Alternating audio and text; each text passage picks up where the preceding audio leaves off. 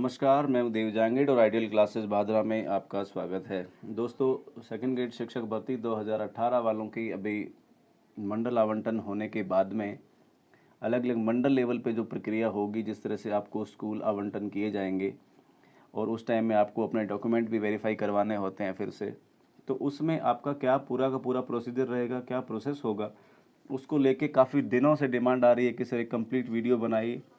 सो आपकी डिमांड आज ख़त्म होती है, उसी को पूरे के पूरे प्रोसेस को कंप्लीट करेंगे।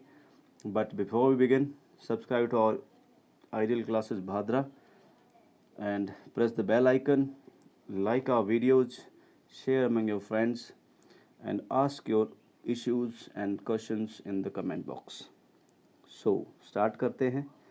सबसे पहले आप ये देखें, ये ऑब्वियसली पुराना है बट आप इसको ये समझिए कि ठीक ऐसा ही आएगा। ये मार्च के महीने का ही है। कार्यालय संयुक्त निदेशक स्कूल शिक्षा पाली मंडल पाली, तो आपका जो मंडल मिलेगा ये ऊपर लिखा होगा, इस तरह से आदेश निकलेगा। और इसमें आप देखें ज़्यादा कुछ ये, क्योंकि 2016 वालों के कुछ थे उसमें उससे कंसर्न है, बट हम सेम टू सेम कुछ ऐसा ही चीज़ें होंगी, जस्ट फिगर्स चेंज होंगे। 16 की जगह 18 होंगे, पाली की जगह हो सकता है आपका बीकानेर जोधपुर जो भी होगा वो मंडल होगा और कुछ नहीं है। तो ये कह रहे कि चयनित अभ्यर्थियों को नियुक्ति के पद स्थापन के लिए कार्यालय को सुपुर्द करने के फलस्वरूप निरास्तान सिविल सेवा पुनरीक्षित वेतनमान नियम के तहत लेवल 11, आपका लेवल 11 होगा। ये मैंने एक वीडियो डाला हुआ, कितनी सैलरी होगी वो आपने देख लिया होगा। और 2 साल तक प्रशिक्षणार्थी के रूप में नियत मानदेय 26,500 मिलेगा, ये भी मैंने आपको पहले से बता रखा है। उसके बाद हम सीधे बाकी रूल वूल छोड़ के सीधे नीचे आते हैं कि संबंधित संस्था प्रधान इनको, यहाँ से देखें आप, संबंधित संस्था प्रधान इनको कार्य ग्रहण करवाने से पूर्व निम्नांकित कार्रवाई आवश्यक रूप से संपादित करेंगे। यहाँ देखें, पहला है नियुक्ति पर कार्य ग्रहण करवाने से पूर्व नियमानुसार संबंधित अभ्यर्थी के संबंधित जिला पुलिस अधीक्षक द्वारा प्रदत्त चरित्र संबंधी सदाचारण रिपोर्ट व सक्षम चिकित्सा अधिकारी द्वारा प्रदत्त स्वस्थता प्रमाण पत्र प्रस्तुत किया जाना अनिवार्य होगा। इसके अभाव में किसी अभ्यर्थी को नियुक्ति पर कार्य ग्रहण नहीं करवाया जावे। पूर्व से राजकीय सेवा में सेवारत कार्मिकों हेतु यह आवश्यक नहीं होगा।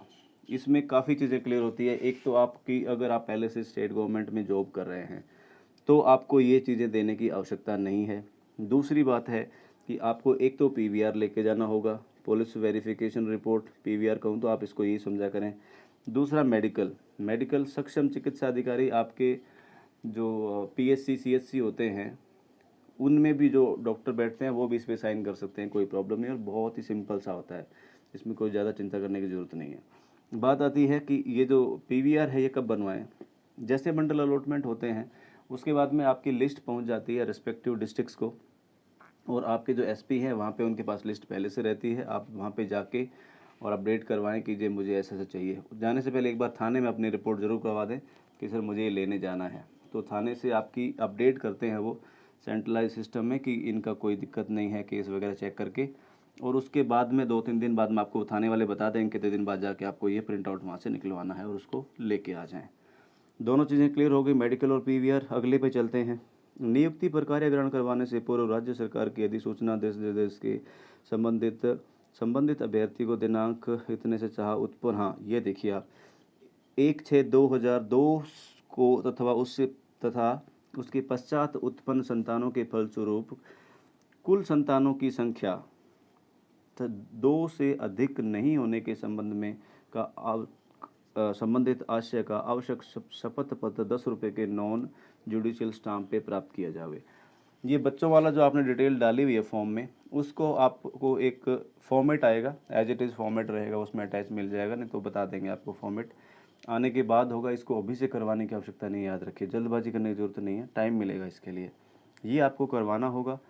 ये 10 रुपये की जगह अभी हो सकता है 50 रुपये हो या 10 रुपये भी हो, जैसा भी हो, तो आप उसी के अकॉर्डिंगली आपका जो लेटर निकलेगा उसके हिसाब से करिएगा। अभी उसको मैं शेयर कर दूंगा, एक ही लिस्ट किसी मंडल का सेम टू सेम वैसा सभी के लिए रहेगा, तो अभी से ना करवाएं, इसके लिए आप ये इतना समझ लें। और दो बच्चे उससे पहले के हैं, अभी कितने हैं, तो आपको उसकी क्लैरिटी देनी होती है। तीसरा है विवाहित अभ्यर्थियों के मामले में विवाह पंजीयन प्रमाण पत्र तथा यदि विवाह पंजीयन अनिवार्य करने के संबंधी प्रावधान लागू होने से पहले हुआ है तो तत्व संबंधी आशय का 10 रुपये के नॉन जुडिशियल स्टाम्प पर शपथ पत्र आवश्यक रूप से प्राप्त किया जावे। अगेन उसका भी फॉर्मेट आएगा और ये 10 का हो सकता है, 50 हो या 10 हो, जो भी, ये भी आपका लेटर निकलने के बाद ही आप बनवाएं। ये बहुत ज़्यादा टाइम टेकिंग प्रोसेस नहीं है, आप आराम से बनवा सकते हैं, कोई ज़्यादा बड़ा काम नहीं है।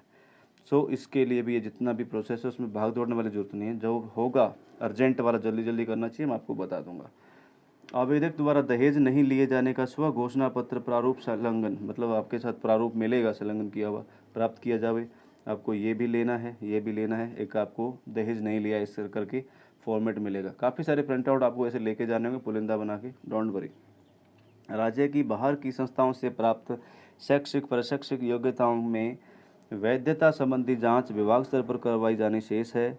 अतः जिन अभ्यर्थियों को राज्य के बाहर की संस्थाओं से शैक्षिक प्रशैक्षिक योग्यता अर्जित की गई है, उन्हें नियुक्ति राज्य से बाहर की संस्थाओं से प्राप्त की गई शैक्षिक प्रशैक्षिक योग्यता वैध व मान्य पाए जाने के अध्ययन प्रदान की जावे। अतः नियुक्ति पर कार्य ग्रहण करवाने से पूर्व संबंधी अभ्यर्थियों से 10 रुपये के नॉन जुडिशियल स्टैम्प पर इस आशय की शपथ पत्र पूर्व में प्राप्त करेंगे।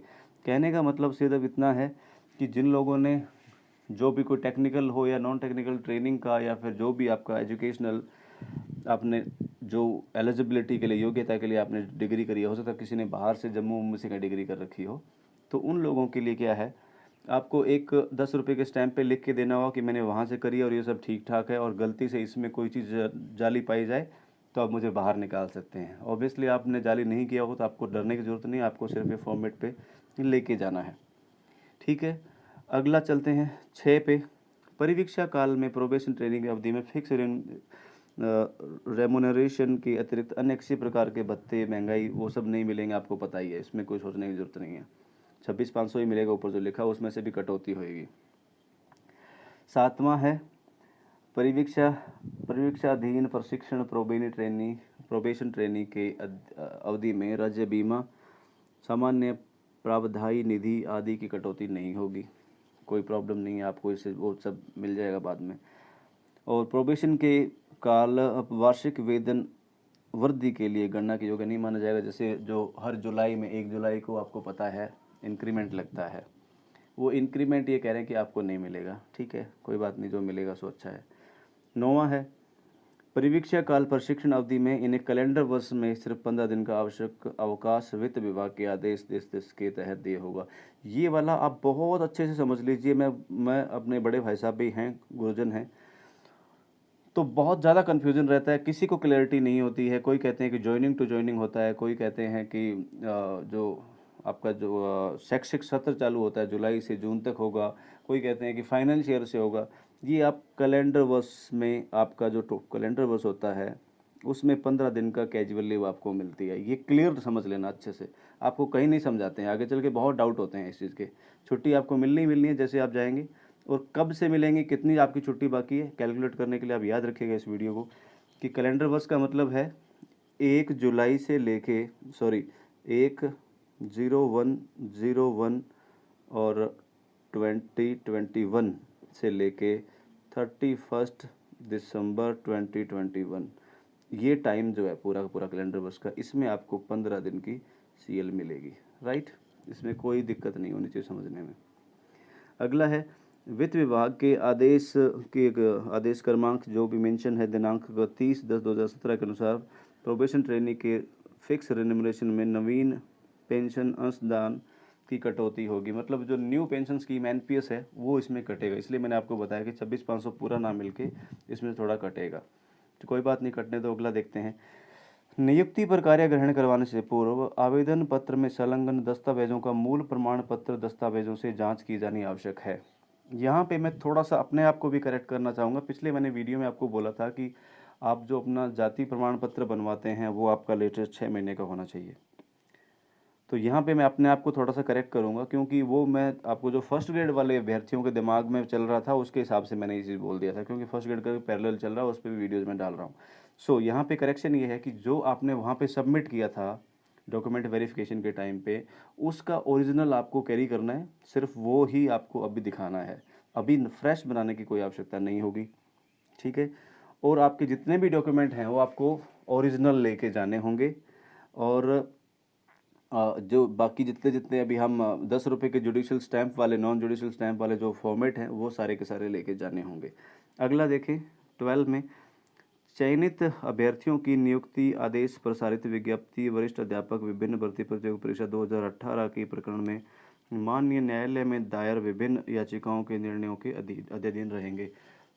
कहने का मतलब है कि इसमें अगर किसी कोर्ट का कोई ऑर्डर है तो उसमें कल को किसी को हो सकता है कोई बाद में नया फैसला आए उसमें डबल बेंच में जाके कि हाँ इनकी जो वर्डिक्ट आया वो वैलिड नहीं था और उसको इनवैलिड कर दिया जाए, तो उनको बाहर निकाला जा सकता है, ऐसी बात ये कह रहे हैं। तो उसमें अगर कोर्ट के फैसले से आपकी एंट्री हुई है तो कोर्ट का अगर दोबारा उसको चैलेंज कर दिया जाता है तो उसके हिसाब से अगर आपके अगेंस्ट वर्डिक्ट आता है तो you are liable to be kept out.